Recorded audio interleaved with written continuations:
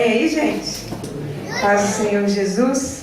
Amém. Como eu já fui apresentada, meu nome é Gabriela, sou esposa do pastor Wilson Júnior, pastor Júnior, que é o pastor da Igreja Ceifa de Uberaba, e sou a mamãe da Anabela e do Arthur, né? Que fazem a minha vida muito mais feliz.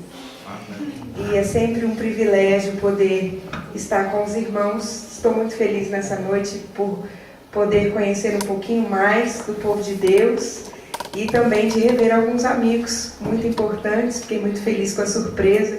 Pastor Luciano, pastora Luana, que são amigos pessoais nossos. Amém. Que Deus abençoe o povo lindo de boa sorte que veio Amém. nos prestigiar nessa noite. E que Deus abençoe todos vocês aqui de Friburgo. Eu vim conversando com o pastor do Rio para cá, porque eu estive aqui há alguns poucos anos atrás, quando eu tinha mais ou menos 10, 11 anos de idade. Faz pouco tempo, tá? Faz bem pouco tempo. E eu me lembro de algumas coisas, assim, né, que a gente viu, e eu estava comentando justamente com o pastor Sérgio. A igreja não era aqui, era em outro lugar. Eu tinha 2 amigos que eu não sei... a Xana, o pastor Sérgio tem notícia dela, né? Está em Rio das Ostras. E o Gustavo, que eu não sei onde está, mas era um grande amigo também aqui de Nova Friburgo. Nós nos conhecemos quando teve um evento lá em Uberaba, eles foram para lá e depois de um tempo nós viemos para cá. E faz pouquinho tempo. Eu garanto para vocês que faz bem pouco tempo. E... brincadeiras à parte, faz mais ou menos 20 anos. Brincadeiras à parte, eu quero falar um pouquinho com vocês sobre um personagem que Deus colocou no meu coração essa semana, quando nós ficamos sabendo, né, do convite que estaríamos falando com jovens. Eu procurei pedir a Deus que Ele me mostrasse um jovem na Bíblia, né?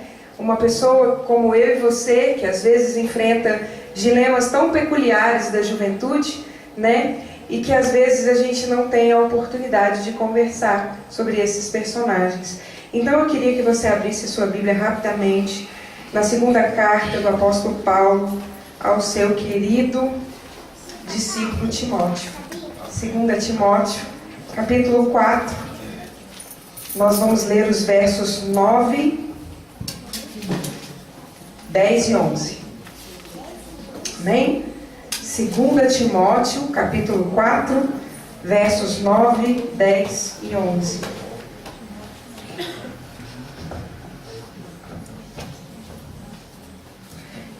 Amém? Todos acharam? Amém? Diz assim a palavra de Deus: procure vir logo ao meu encontro, pois Demas, amando este mundo, abandonou-me e foi para Tessalônica. Crescente foi para a Galácia e Tito para a Dalmácia. Só Lucas está comigo. Traga Marcos com você, porque ele me é útil para o ministério. Amém? Amém. Então, eu quero conversar com vocês nessa noite sobre Marcos, ou também como ele é conhecido em outros textos, João Marcos. O apóstolo Paulo diz aqui na carta que ele escreveu para Timóteo levar junto com ele na prisão, para a prisão, esse discípulo amado Marcos, ou João Marcos. E nesse tempo aqui, o apóstolo Paulo já estava encerrando de fato a sua carreira ministerial. Deus já tinha falado para ele que os dias de vida dele estavam contados. E ele estava, de certa forma, angustiado com isso. E ele pediu várias coisas. Ele pediu para que fossem levados pergaminhos para ele. Ele pediu que fossem levados a túnica dele, algumas coisas que ele considerava importantes para ele.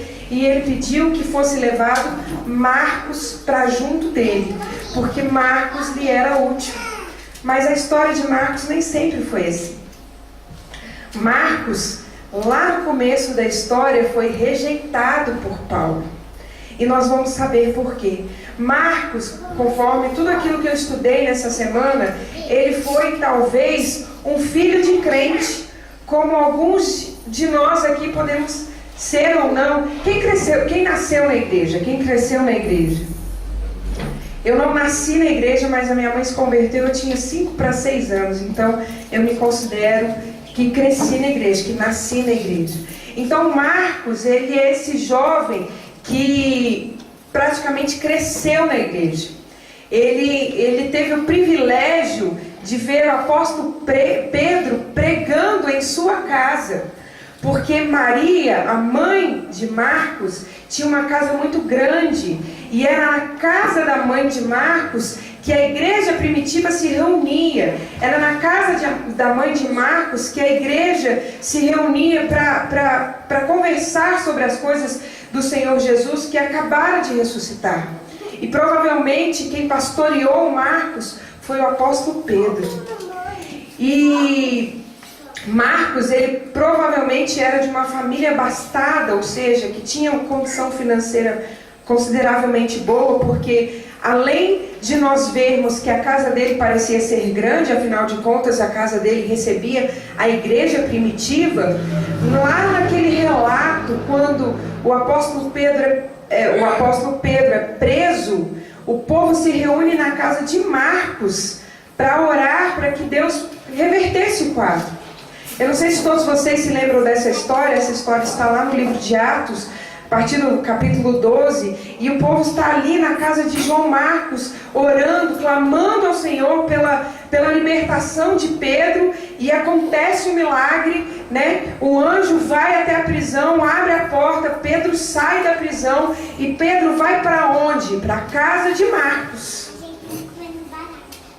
Pedro vai para a porta da casa de Marcos e ele chama as pessoas lá dentro, e a empregada da casa, por nome Rode, vem até a porta. Ela ouve a voz de Pedro, mas fica com medo e volta até a sua patroa, que é a mãe de Marcos, Maria, e fala assim: parece que é Pedro que está lá de fora.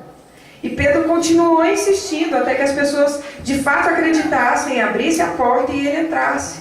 Então Marcos viveu tudo isso. Provavelmente o Pentecostes aconteceu na adolescência de Marcos.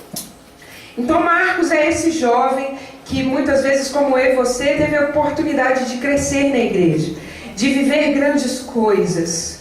Mas ele ainda não tinha tido uma experiência de fato real e verdadeira com o Senhor.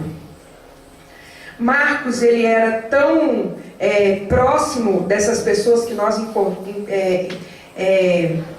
encaramos como pessoas importantes, consideramos pessoas importantes, apóstolo Pedro, apóstolo Paulo, né, são referências para nós. Marcos convivia com essas pessoas diariamente, como vocês convivem com o pastor Sérgio, como eu convivo com meu esposo, que são pessoas como vocês de Boa Sorte convivem com o pastor Luciano, são pessoas que são referência na nossa vida, e a gente gosta de estar perto dessas pessoas, né? E Pedro, e às vezes a gente tem referenciais no nosso dia a dia, né? Algumas pessoas admiram certos pregadores, certos ministérios de louvor, e a gente tem essas pessoas como referência. E Marcos, ele tinha todas essas pessoas como referência, essas pessoas conhecidas no tempo dele, de andar de perto, assim, ó, como eu e você estamos aqui, ó, bem próximos. E aí a igreja decide então fazer a primeira viagem missionária, porque algumas viagens já tinham acontecido, mas muito provavelmente porque os cristãos estavam fugindo. Nós sabemos que nessa época que a igreja primitiva ela estava sendo perseguida. Os romanos não queriam o crescimento do cristianismo, então eles perseguiam muitos cristãos. Os cristãos se reuniam escondidos, às vezes nas casas, enfim. E às vezes eles fugiam de um lugar para o outro para não ser preso. Mas eles resolveram, apesar de toda essa situação contrária, eles resolveram então fazer uma viagem missionária. E quem foi comissionado? O apóstolo Paulo, Barnabé, seu fiel companheiro, e Marcos. Marcos estava lá.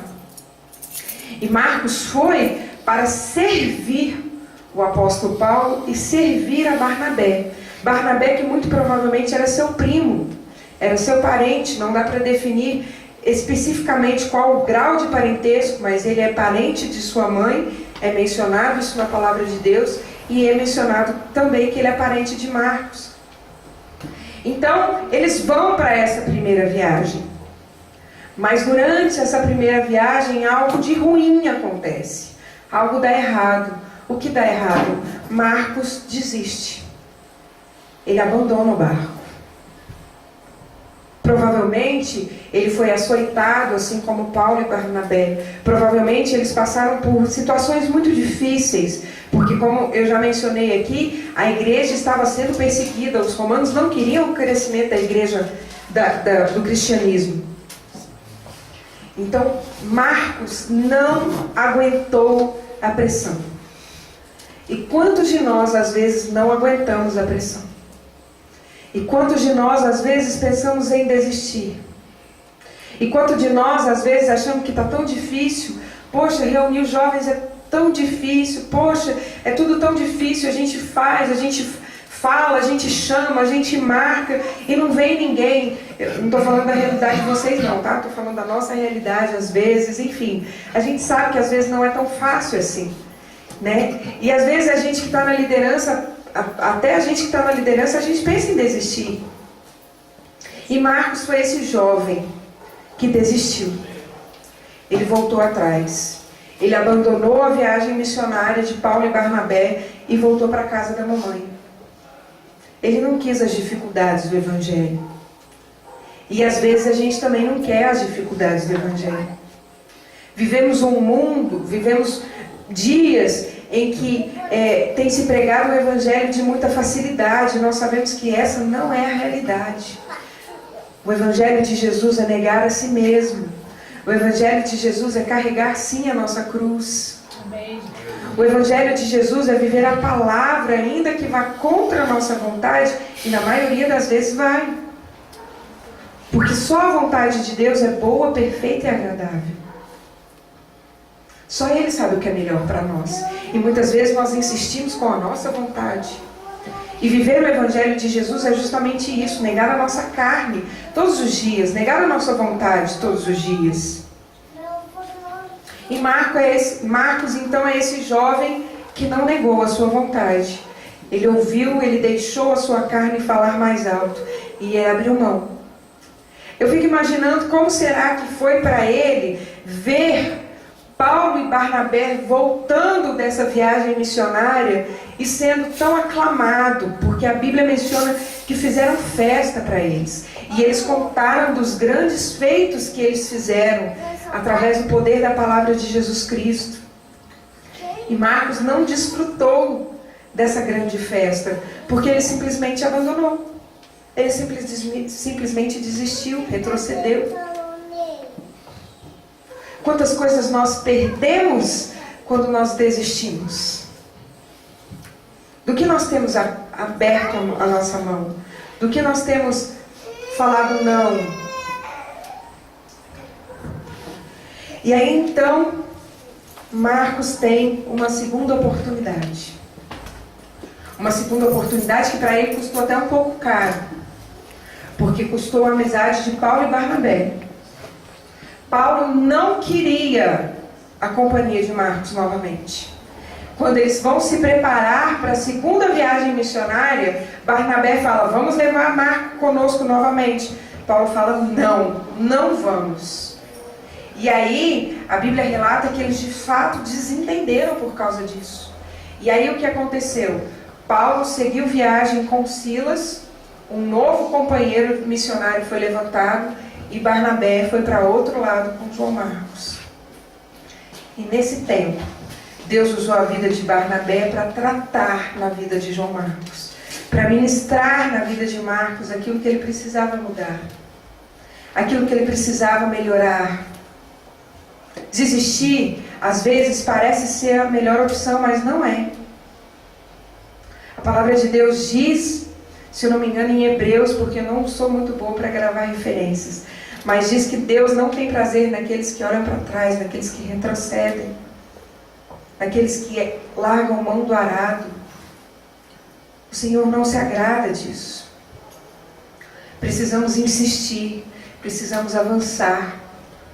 E aí Marcos tem essa segunda oportunidade. Barnabé então decide de fato investir na vida dele. E ele aproveita essa oportunidade. Ele agarra essa oportunidade com unhas e dentes. E ele muda a história da vida dele a partir do momento em que ele aceita essa segunda chance. Às vezes o Senhor chega diante de nós com uma segunda chance, uma terceira chance, uma quarta chance, porque o Senhor ele não quer abrir mão de nós. O Senhor nos fez para sermos dele. E às vezes ele está apresentando as chances e a gente tem deixado as chances passarem.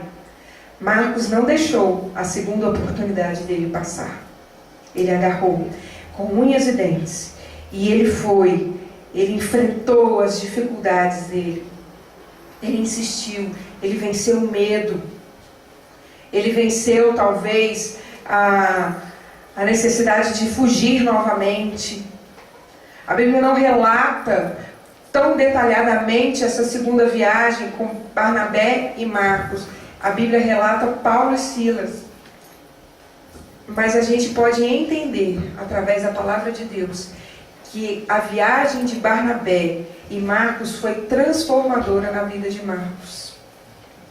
E aí eu quero perguntar alguma coisa para vocês. Com quem vocês têm andado? Vocês têm andado com pessoas como Barnabé, que te influenciam e te atraem para a presença de Deus, para fazer a vontade de Deus? Ou você tem andado com pessoas que estão lá no mundo e, qual o problema de estar com os meus amigos do mundo? Domingo eu vou na igreja, peço perdão dos meus pecados, estou de boa com Deus. Qual tem sido a sua escolha? Eu estou dizendo que a gente tem que excluir as pessoas não, tá? Pelo amor de Deus. A Bíblia diz que nós temos que amar todos. Mas nós precisamos andar com pessoas que nos aproximam do Senhor. Nós, como jovens, temos a tendência de nos afastarmos do Senhor por coisas simples. Eu costumo dizer, lá na minha cidade, não sei se funciona aqui com vocês, cariocas, que aí eu falo com todo mundo, né? É friburguense? Friburguense e boa sortense. Então eu falo carioca que é mais fácil, né? Eu costumo dizer lá que a prova final do jovem cristão chama-se universidade.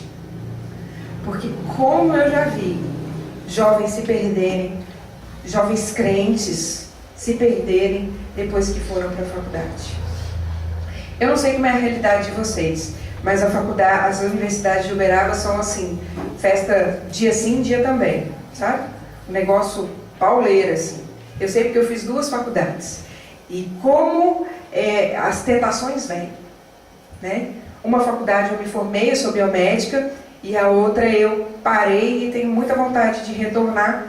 Eu parei quando o Júnior assumiu a igreja, na época nós não tínhamos ministério de louvor, eu precisava ajudá-lo e também eu trabalhava em um laboratório e eu saía 7h30 do laboratório, porque eu fechava o laboratório e a aula começava às 7 horas da noite, e eu entendi que era melhor eu parar, porque eu não queria fazer de qualquer jeito. Eu comecei engenharia química e parei no 4º período. Mas, nossa, como eles são festeiros, como eles fazem bagunça, eu fico impressionada. E como eu já vi crente se perder depois que foi para a faculdade. Nós temos que ter muita firmeza naquilo que nós somos, em quem nós cremos. Jesus está com as portas. Eu tenho muita convicção disso. E às vezes eu fico planejando o futuro para os meus filhos, né? Porque a gente, que é papai e mamãe, a gente quer o melhor para os nossos filhos. Então eu fico pensando como será a festa de 15 anos da Anabela, né? O que vai acontecer? Como será que ela vai se casar? Com quem que ela vai se casar? E às vezes eu paro e penso assim, Jesus vai dar tempo disso? Porque eu acho que Jesus está muito às portas, de verdade. E Maranata, vem mesmo Jesus. Aleluia, aleluia. Porque está cada dia mais difícil viver.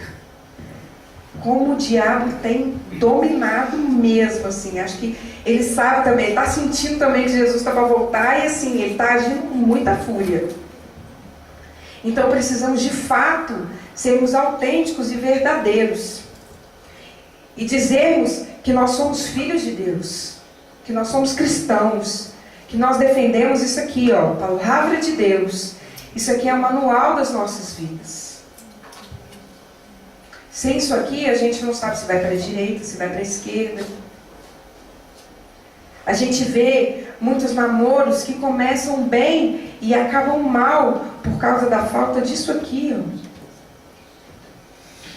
Então, nessa noite, a minha palavra para você é para te encorajar a não desistir, a fazer diferente, a fazer diferença. Jesus tem algo comigo e com você.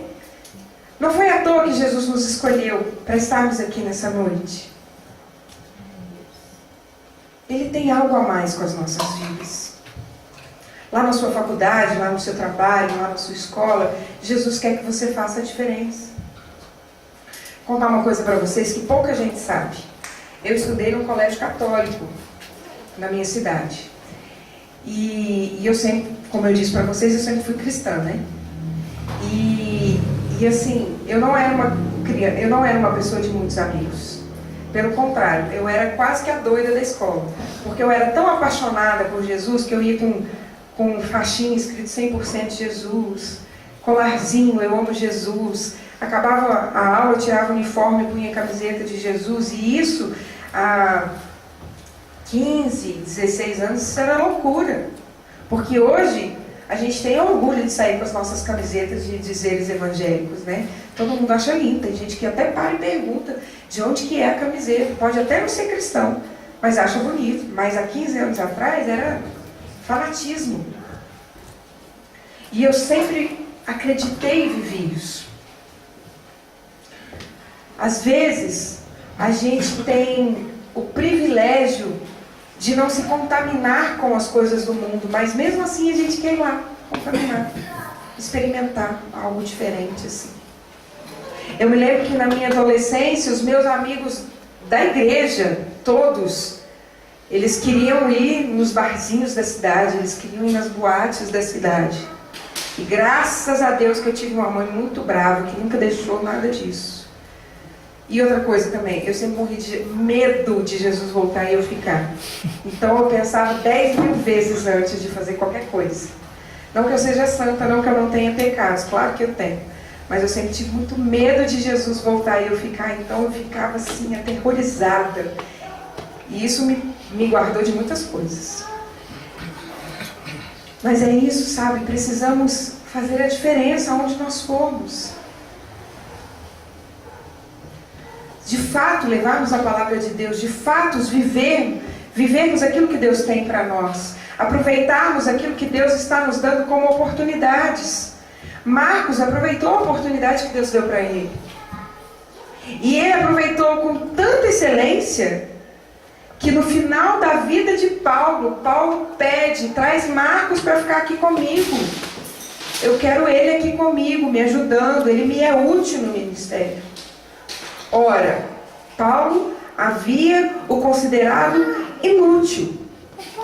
Paulo não queria a companhia de Marcos. De repente, depois de alguns anos, Jesus entrou, transformou, mudou a vida de Marcos. E agora Marcos era desejado. A presença de Marcos era desejada.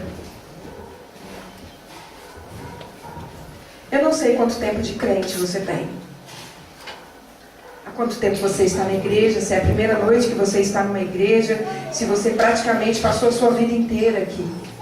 O que eu sei é que Deus tem algo especificamente com você. E o que eu sei também é que Ele escolheu você, Ele chamou você para fazer a diferença na sua casa, para fazer a diferença na sua escola, no seu trabalho. Glória a Deus. Jesus escolheu você. E nós precisamos aproveitar. Nós precisamos aceitar essa escolha de Jesus e escolhê-lo também. A gente canta umas coisas tão lindas, mas que às vezes soam tão mentirosas, né? Porque a gente canta uma coisa, mas não quer viver essa coisa. Quantos não já cantaram assim? Mas eu escolho Deus, eu escolho ser amigo de Deus, Eu escolho Cristo todo dia. Já morri pra minha vida e agora eu tenho a vida de Deus. Mas eu escolho Deus. O próprio autor dessa música cantou essa música tantas vezes e um belo dia ele falou assim: tchau mundo gospel, eu vou investir no mundo secular que vai me dar mais dinheiro. E é isso. As pessoas estão trocando Jesus por nada. E até quando a gente vai fazer essas escolhas erradas? Até quando a gente vai trocar Jesus por qualquer coisa? Por uma balada de final de semana? Por um namoradinho? Ah, ele não é crente, mas ele é tão bonitinho. Ele me respeita. Respeita? Vamos ver até onde ele te respeita. Até quando vocês vão trocar? Nós vamos trocar Jesus por qualquer coisa.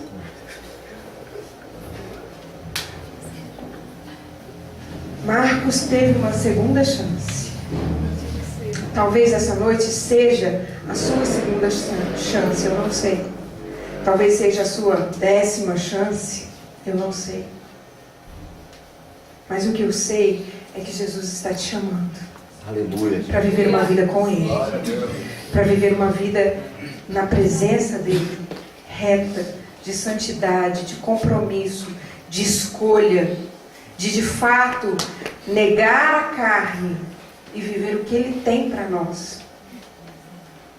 Porque, como eu já disse aqui, o que Ele tem para nós é muito melhor do que a gente possa imaginar. Às vezes eu costumo brincar com as meninas lá na igreja, quando elas estão apaixonadinhas assim, eu falo: ó, Deus tem o melhor, você vai se contentar com o bom? Porque às vezes a gente fica tão empolgado com o que é bom, que não espera o que é o melhor de Deus. E Deus tem sempre o melhor. Até quando a gente vai ficar aceitando só o bom, se conformando? Vamos lutar pelo melhor de Deus. Ele tem o melhor. No nível mais pessoal, João Marcos sabia o que era cair e não dar certo. No texto que nós lemos aqui, diz assim: procure vir logo ao meu encontro, pois Demas, amando este mundo, abandonou-me. Nós vemos um discípulo, um ajudador, um cooperador de Paulo, que também abandonou, que também retrocedeu. Demas amou mais o mundo e abandonou Paulo. O que nós temos amado mais?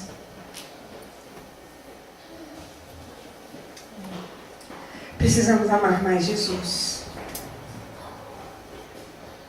E aí então ele viu o fracasso acontecer na vida de Demas. Ele já tinha experimentado o amargo do fracasso. Então ele resolveu fazer diferente. E nessa noite eu quero te encorajar a fazer diferente. No nome de Jesus.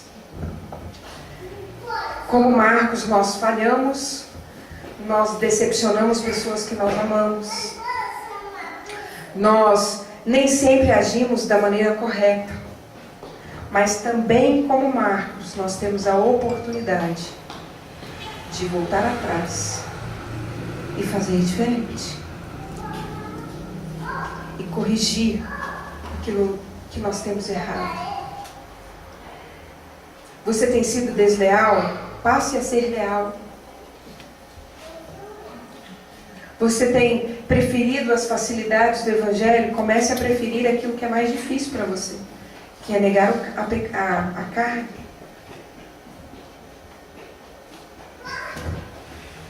Nessa noite escolha Jesus, de fato.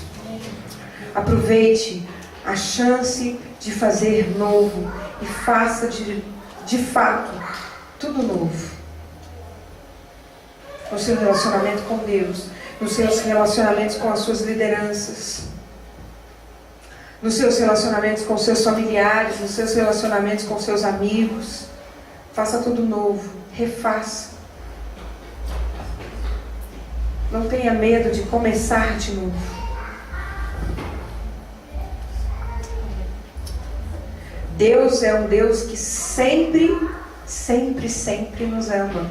Sempre nos amará. A Bíblia diz que Ele nos amou antes mesmo da fundação do mundo. Não existe nada que se compare ao amor de Jesus por nós. Ao amor de Deus por nós. Nada se compara a esse amor puro, sublime, maravilhoso, intenso, verdadeiro. Não negocie o amor de Deus por qualquer paixão fajuta dessa terra. Se entregue de fato a Jesus, de todo o seu coração. Crescer na igreja não te garante o céu. Você precisa de fato ter experiências verdadeiras com Jesus. Os meninos às vezes brincam de pregar, de cantar. E aí um dia eu ouvi uma irmã falando assim pra mim: ah, que bonitinho, filho de pastor é pastorzinho. Eu falei: não. Filho de pastor tem que aceitar Jesus. Filho de pastor tem que ter experiência com Jesus. É pequenininho, é bonitinho, vai continuar assim em nome de Jesus, mas tem que viver as experiências dele também. Porque as minhas experiências, as experiências do pai deles, não garantem o céu para eles. A salvação é individual, todos nós sabemos disso. Conquiste a sua salvação dia após dia. Não abra mão da herança que nós temos. Jesus tem preparado para nós uma eternidade. Escolha Jesus. Amém? Amém. Feche os seus olhos.